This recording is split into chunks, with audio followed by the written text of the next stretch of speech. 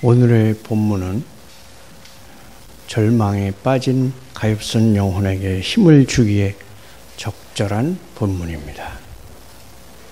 세상의 인생길에서 누구나 난파를 당해 홀로 표류하는 경우가 있습니다.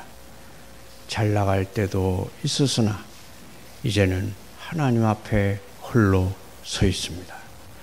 그 사람 앞에는 가난과 비참함과 죽음 외에는 아무것도 남겨진 것이 없습니다. 하나님은 우리에게 이렇게 말씀하십니다. 환난 날에 나를 부르라. 내가 너를 건지리니 네가 나를 영화롭게 하리로다.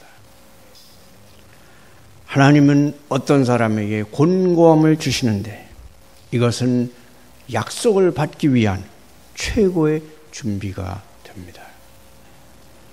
곤고하지 않은 사람들에게 위로의 말씀이 무슨 소용이 되겠습니까? 마음에 아무런 고통이 없는 사람들에게 이 말씀은 큰 유익이 없을 것입니다. 그러나 은혜를 베푸시는 하나님의 확실한 약속을 받을 준비가 되어 있는 사람들은 이 말씀에서 크게 기뻐하게 될 것입니다. 환난 날에 나를 부르라. 내가 너를 건지리니 네가 나를 영화롭게 하리로다. 첫째로 우리가 생각할 것은 희생 제사보다 진실함이 중요하다는 것입니다. 하나님은 유대인들이 하나님께 드리는 온갖 형태의 제사들보다도 찬송과 기도를 더 기쁘게 받으신다고 본문은 말씀합니다.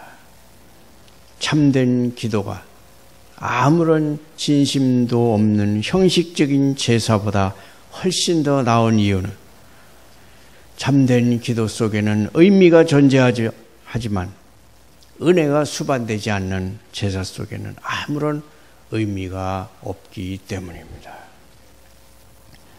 영화로우신 하나님께서는 화려하고 호화로운 쇼 같은 미사나 예배에는 아무런 관심이 없습니다. 그러나 여러분이 환난 날에 하나님의 이름을 부르며 건져주시라고 간구한다면 여러분의 고통스러운 신음 속에는 의미가 있습니다. 그것은 속이 텅 빈 공허한 몸짓이 아닙니다. 거기에는 진심이 있습니다. 눈물의 호소 속에는 의미가 있습니다. 그래서 하나님은 화려한 미사나 예배보다는 통회하는 마음에서 우러나오는 기도를 더 좋아하십니다. 영혼의 비통한 부르짖음 속에는 의미가 있지만 화려한 예식 속에는 아무런 의미도 없습니다. 가련한 사람의 기도는 그 마음과 뜻과 영혼이 들어있기 때문에 하나님에 대하여 진정한 것입니다. 그것은 우리 영혼이 현실에서 진실로 살아계신 하나님을 만나고 싶어하는 것입니다. 그것은 통회하는 마음이 성령께 불쌍히 여겨달라고 부르짖는 것입니다. 곤고한 심령의 부르짖음 속에는 영적인 실체가 들어있습니다. 요한복음 4장 24절은 이렇게 말씀합니다. 하나님은 영이시니 예배하는 자가 영과 진리로 예배할지니라. 우리가 사도신경이나 우리의 신조를 진심이 없이 암송한다면 거기에는 영적인 실체가 전혀 없기 때문에 하나님께 아무것도 아닌 것이 됩니다.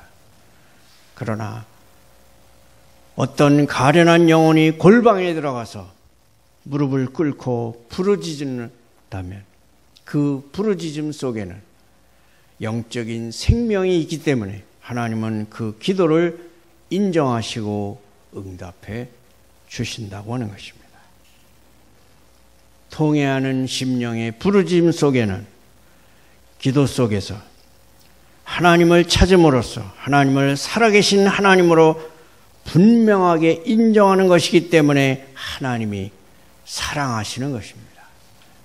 하나님은 우리가 환난 날에 부르짖는 것을 크게 기뻐하십니다. 그런 부르짖음 속에는 진실함이 있기 때문입니다. 우리가 형통하여 즐거워하는 날에는 외식하는 기도와 감사를 드리는 경우가 많은 것 같습니다.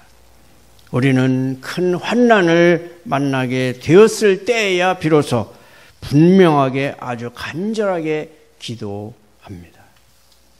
하나님은 진실한 마음을 사랑하십니다. 우리가 진심으로 기도할 때, 영혼이 녹을 정도로 간절히 기도할 때, 그 어떤 가식이나 연극이 없이 오직 진정으로 통해하는 부르짖음이 있을 때 하나님은 그 기도를 받으신다고 말씀합니다. 그래서 하나님은 환난 날에 나를 부르라고 말씀하십니다. 또한 환난을 당해 곤고한 자의 부르짖음 속에는 겸비함, 겸손이 있습니다. 그러한 자신을 낮추는 겸비함이 없는 예배는 하나님께 연락되지 못합니다. 환난 날에 어떤 사람이 하나님께 나아가서 부르짖을 때에는 겸비함이 있기 때문에 하나님은 그런 기도를 기뻐하십니다. 시편 51편 17절은 이렇게 말씀합니다. 하나님께서 구하시는 제사는 상한 심령이라. 하나님이여 상하고 통회하는 마음을 주께서 멸시하지 아니하시리이다. 하나님이 그런 간구를 사랑하시는 이유는 거기에는 일정 정도의 믿음이 있기 때문입니다. 환난 날에 주여 나를 건지소서라고 부르짖는 사람은 자신을 의지하지 않습니다. 우리 영혼이 하나님의 보좌 앞에 드릴 수 있는 최고의 제사는 환난 날에 하나님께 부르짖는 것입니다. 둘째로 신자들에게 곤경은 곧 유익이 된다는 것입니다. 본문에서는 역경은 유익으로 바뀐다고 말씀합니다. 환난 날에 나를 부르라. 내가 너를 건지리라. 사람들을 고치신 예수 그리스도께서 병들지 않은 사람은 고치실 수 없었습니다. 따라서 우리가 병든 것은 때때로 유익입니다. 그럴 때 그리스도께서 우리를 고치실 수 있기 때문입니다. 그러므로 하나님께 은혜를 베푸실 기회를 드리기만 한다면 우리에게 곤경은 때로 유익이 됩니다. 곤경에 처하게 되었을 때 하나님을 부르십시오. 그러면 여러분은 곤경에 처하기 이전보다 영혼에 더 부유하고 감미로운 경험이 될 구원을 경험하게 될 것입니다. 여기에 손실 가운데 이득을 만들어내고 역경 가운데 유익을 얻어내는 법이 나와 있습니다. 여러분은 환난 가운데 있습니까? 먼저 여러분은 때와 관련하여 호소할 수 있습니다. 환난 날에 나를 부르라. 우리는 이렇게 호소할 수 있습니다. 주여, 지금은 환난 날입니다. 저는 큰 환난 가운데 있고 지금 이 시간 저의 처지는 절박합니다. 또한 환난 자체를 들어 호소할 수 있습니다. 주께서는 환난 날에 나를 부르라 말씀하셨습니다. 주여, 내 환난이 얼마나 큰지 너무 무거워서 저는 감당할 수도 없고 제거할 수도 없습니다. 주께서 돕지 아니하시면 저는 환난으로 인하여 쓰러지고 말 것입니다. 또한 명령이라는 것에 호소함으로써 곤경을 유익으로 바꾸십시오. 이 순간에 이렇게 기도하십시오. 주여, 제 말을 들어주소서. 왜냐하면 주께서 제게 기도하라고 명령하셨기 때문입니다. 사람이라도 어떤 사람에게 도움이 필요할 때 자기에게 말하라고 얘기해놓고 시침이 떼지는 않을 것입니다. 그 사람을 도와줄 생각이 아니었다면 처음부터 그에게 도움이 필요할 때 말하라고 얘기하지 않았을 것입니다. 하나님께서 여러분에게 환난 날에 나를 부르라고 말씀하신 것은 우리를 우롱하기 위한 것이 아니라 진정으로 여러분을 도와주시기 위한 것입니다. 먼저 때를 호소하고 다음으로 환난 자체를 호소하며 다음으로 하나님의 명령이라는 것을 호소한 후에 하나님의 성품이라는 것에 호소하십시오. 만일 사람이 나에게 그렇게 말했다면 그 사람의 마음이 변해서 내 말을 들어주지 않을지도 모른다고 생각했을 것입니다. 그러나 하나님은 지극히 크시고 선하셔서 변함이 없으신 분입니다. 주님의 진실하심과 변함없으심, 주님의 사랑에 의지해서 간구하십시오. 분명한 것은 환난 가운데 있는 여러분이 하나님께 호소할 수 있는 것들은 많고 강력하다는 것입니다. 시편 146편 7절은 이렇게 말합니다. 여호와께서는 갇힌 자들에게 자유를 주시는도다. 여호와께서는 갇힌 자들에게 자유를 주시는도다. 하나님께서 큰 절망 중에 갇힌 자들에게 자유를 주실 것입니다. 세 번째로 하나님은 우리에게 은혜를 거저 주시겠다고 약속하셨습니다. 이 본문 속에 은혜를 거저 주시겠다고 우리에게 약속되어 있습니다. 본문에서는 그 은혜가 약속과 언약에 의해 주어지는 것이라고 말씀합니다. 환난 날에 나를 부르라. 내가 너를 건지리니. 어떤 사람이 여러분에게 내가 그렇게 하겠다고 말했다면 그는 자신의 말에 의해 묶이게 된 것입니다. 그 사람이 진실한 사람이고 내가 그렇게 하겠다고 말했다면 여러분은 그의 말을 믿어도 될 것입니다. 이제 이 본문을 통해서 주님은 줄로 자기 자신을 묶으시는 것입니다. 이제 주님은 환난 날에 그를 부르는 사람들의 기도를 듣고 그들을 도우시지 않으면 안 되게 되었습니다. 주님은 엄숙하게 약속하셨고 반드시 그 약속을 온전히 이행하실 것입니다. 하나님은 환난 날에 나를 부르라 내가 너를 건지리라고 말씀하십니다. 한번 시험해 보십시오. 과연 하나님이 여러분을 자유롭게 하시는지 그렇지 않은지를 보십시오. 썩어 없어질 것이든 영적인 일이든 환난 날에 하나님을 부르십시오. 그러면 하나님은 여러분을 건지실 것입니다. 하나님은 아무런 제약도 없는 이 엄청난 약속의 말씀을 통해서 자신을 제약하셨고 그 약속 주위에 어떤 함정도 파놓지 않으셨습니다.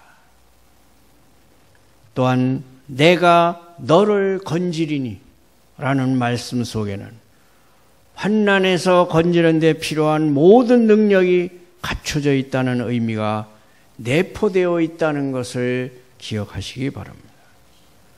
적절한 방법과 수단을 발견하는 것은 전적으로 하나님께 달려 있습니다. 하나님은 내가 건지리라고 말씀하십니다. 그러니 하나님은 자신의 방식대로 그렇게 하실 것입니다. 하나님이 그렇게 말씀하셨다면 그대로 믿으십시오. 하나님은 반드시 자신의 약속을 지키십니다. 옛적의 신자들은 하나님이 그들을 어떻게 건지실지를 생각할 수 없었기 때문에 모든 것을 하나님의 손에 맡겨드렸습니다. 하나님은 여러분에게도 그렇게 하실 것입니다. 오직 하나님을 부르고 잠잠히 기다리십시오. 그리고 하나님의 구원을 바라보십시오. 본문이 정확히 언제라고 말씀하고 있지 않다는 것을 주목하십시오. 내가 너를 건지리니 라는 말씀은 분명하지만 그때가 내일일지 다음 주일지 내년일지는 분명하지 않습니다. 우리에게 닥친 환난을 통해 얻어야 할 모든 유익을 우리가 다 아직 얻지 못해서 그 환난이 좀 더 유지되어야 할 수도 있습니다. 이 본문 속에는 즉각적으로 건지시려는 의미가 내포되어 있습니다. 그렇지 않다면 건져주시는 의미가 없기 때문입니다. 하나님은 가장 좋은 때에 여러분을 건져주실 것입니다. 하나님은 언제나 때와 관련해서 정확하십니다. 하나님은 여러분을 결코 쓸데없이 기다리게 하지 않으실 것입니다.